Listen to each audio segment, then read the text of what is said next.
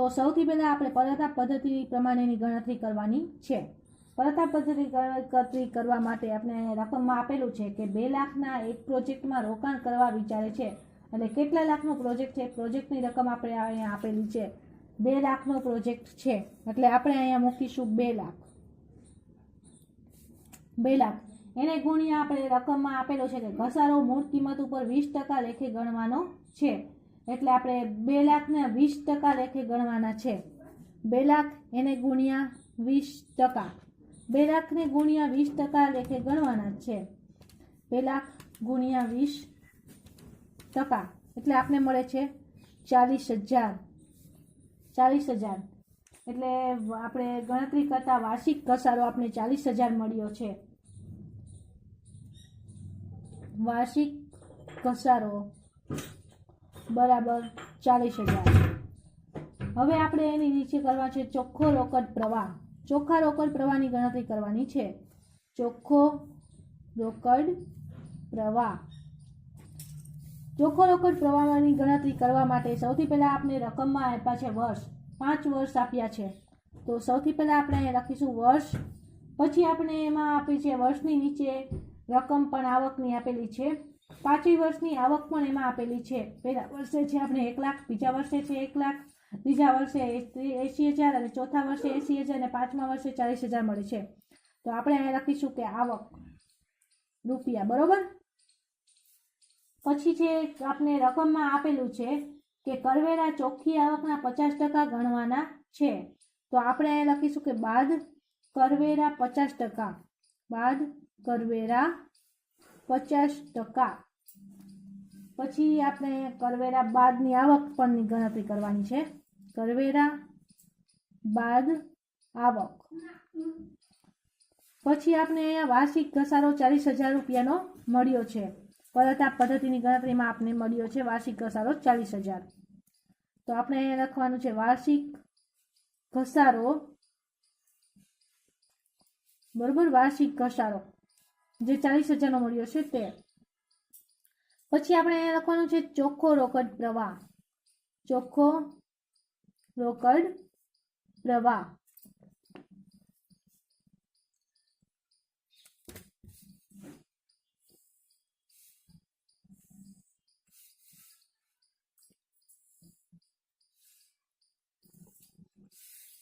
કરવેરા એટલે આપણે જે 50%ના કરવેરાની રકમ છે તે જ રકમ તેના જે તે જ રકમ એટલે તે જ ત્યાં આવશે 50,000 ના 50,000 એટલે બાદ 50% કરવેરાની રકમ હતી તે જ રકમ આપણે અહીંયા મૂકવાની રહેશે।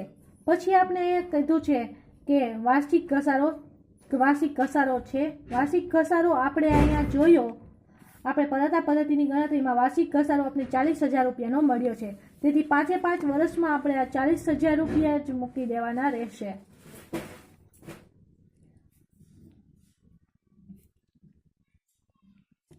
પછી આપણે અહીંયા કીધું છે કે ચોખ્ખો રોકડ પ્રવાહની ગણતરી। ચોખ્ખા રોકડ પ્રવાહમાં આપણે કરવેરા બાદની આવક એટલે કે જે અહીંયા આપણે વચ્ચેની, પછી આપણે કીધું છે કે ચોખ્ખો રોકડ પ્રવાહ। ચોખ્ખા રોકડ પ્રવાહની ગણતરીમાં આપણે બાદ કરવેરાની રકમ જે 5 વર્ષ લગમાં આપણે છે અને ઘસારો 40,000 એટલે કરવેરાની રકમમાં પહેલા વર્ષની છે 50,000 અને ઘસારો છે 40,000।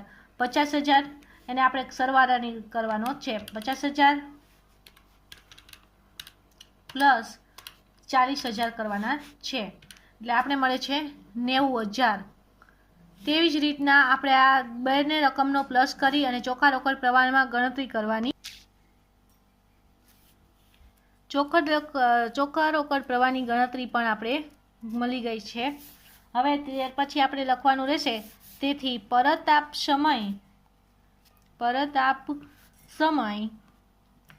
વર્ષ અને 3 માસનો રહેશે।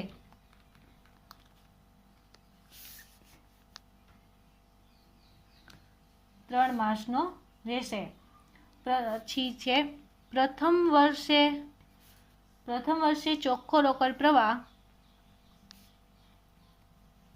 અડપ્રવાહ આપણે 90,000 મળે છે। પ્રથમ વર્ષે ચોખ્ખો રોકડ પ્રવાહ આપણે 90,000 મળે છે। બીજા વર્ષે પણ આપણે બીજા વર્ષે ચોખ્ખો રોકડ પ્રવાહ આપણે 90,000 મળે છે। બીજા વર્ષે પણ ચોખ્ખો રોકડ પ્રવાહ એટલે આપણે 90,000 મળે છે। આ બંનેનો ટોટલ મારવાનો છે એટલે 90,000 ને 90,000 કુલ મળીને થશે 1,80,000। 1,80,000 થશે। તે આપણે હવે બાકીના ઘટે આપણે 20,000। તેથી ત્રીજા માસની શરૂઆતમાં બાકીના 20,000 મળશે। બરોબર। આ થઈ ગઈ આપણે પહેલી પરત આપ પદ્ધતિની ગણતરી। રકમમાં બીજું લખ્યું છે આપણે સરેરાશ રોકાણ પર વળતરના દરની પદ્ધતિ। તો આપણે લખીશું સરેરાશ રોકાણ પર વળતરના દરની પદ્ધતિની ગણતરી ના દરની પદ્ધતિ। હવે તેમાં આપણે પહેલા ધ્યાનમાં રહીશું કે તેની ગણતરી કરવામાં આપણે જે અહીંયા બાદ કરવેરાની રકમ લખી છે આપણે જો પરત આપ સમય પદ્ધતિમાં આપણે ચોખ્ખા રોકડ પ્રવાહની ગણતરીની અંદર 50% કરવેરા છે તેમાં બાજુની ગણતરી છે બાદ આવકની કરવેરા। તેમાં જે 5 વર્ષની આવક લખી છે તે જ 5 વર્ષની આવક આપણે અહીંયા સરેરાશ રોકડ પર વળતરના દરની પદ્ધતિમાં લેવાની રહેશે। તો અહીંયા બાદ કરવેરાની રકમ પહેલા વર્ષે છે 50,000, બીજા વર્ષે 50,000, ત્રીજા વર્ષે છે 40,000, ચોથા વર્ષે પણ 40,000 છે અને પાંચમા વર્ષે છે 20,000। તો તે જ ગણતરી આપણે અહીંયા સરેરાશ રોકડ પર વળતરના દરની પદ્ધતિમાં રહેવાની રહેશે।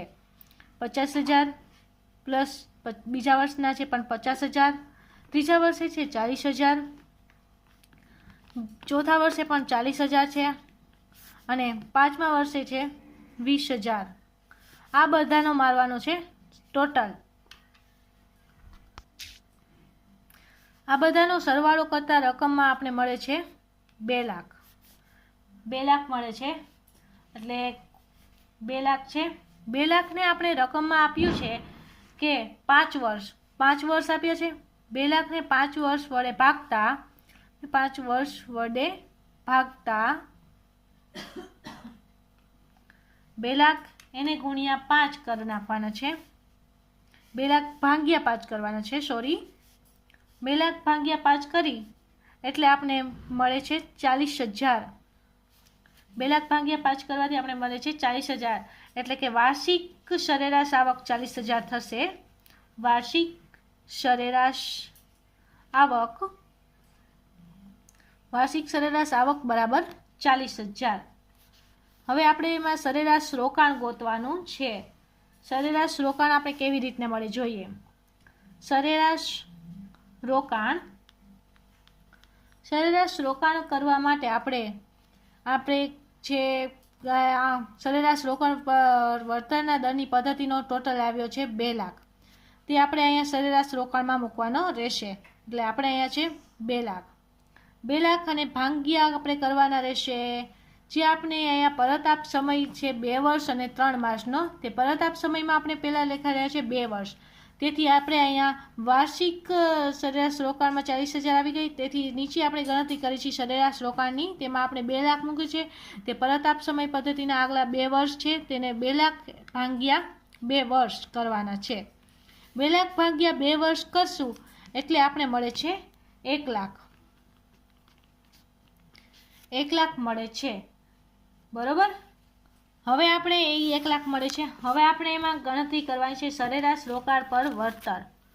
તો આપણે લખીશું સરેરાશ રોકાણ પર વળતર।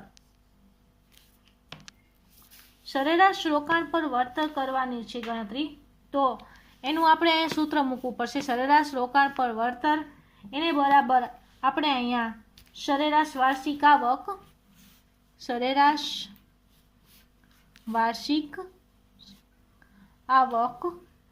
એના છેદમાં આપણે લખીશું સરેરાશ રોકાણ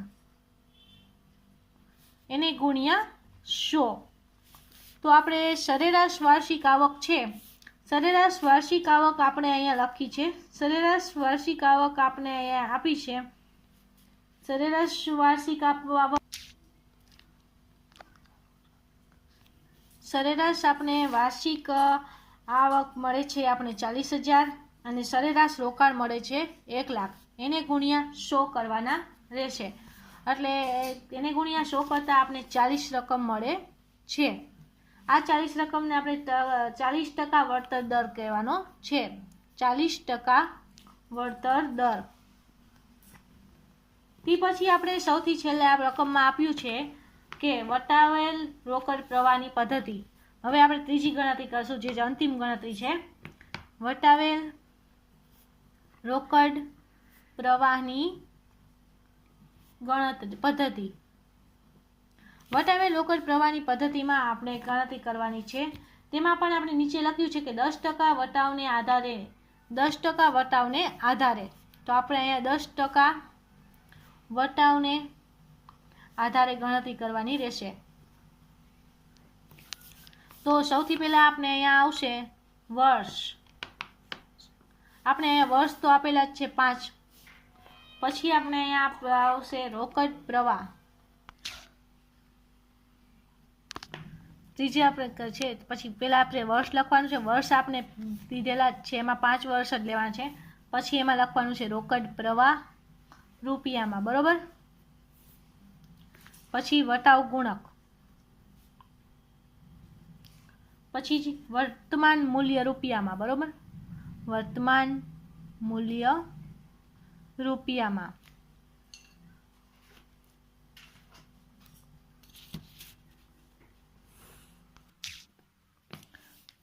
હવે વર્ષમાં આપણે દીધું છે વર્ષ 5 લેવાનું છે, તેથી આપણે 5 વર્ષ તો મૂકેલા જ છે.